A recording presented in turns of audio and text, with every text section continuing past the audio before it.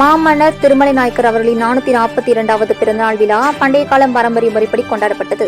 மாமன்னர் திருமலை நாயக்கர் அவர்களின் 442வது பிறந்தநாளை முன்னிட்டு மதுரை திருமலை நாயக்கர் மகாலில் உள்ள மாமன்னர் திருமலை நாயக்கர் அவர்களின் திருவுருவ சிலைக்கு தமிழ்வழி நாயுடு மக்கள் பேரவையின் தலைவர் செந்தில்குமார் நாயுடு அவர்கள் தலைமையில் மாமன்னர் திருமலை நாயக்கர் அவர்களின் திருவுருவ சிலைக்கு பண்டைய கால பாரம்பரிய முறைப்படி 400 ஆண்டுகளுக்கு முன்பு மாமன்னர் திருமலை நாயக்கர் அவர்களின் ஜெயந்தி விழா அன்று அரண்மனையில் எவ்வாறு மரியாதை செலுத்தப்பட்டதோ அதே போன்று வரலாற்றை மீட்கும் வகையில் அவரின் திருவுருவ சிலைக்கு தங்க கிரீடம் வைத்து செங்கோல் கொடுத்து பூஜைகள் செய்யப்பட்டு மாலை அணிவித்து மரியாதை செலுத்தப்பட்டது.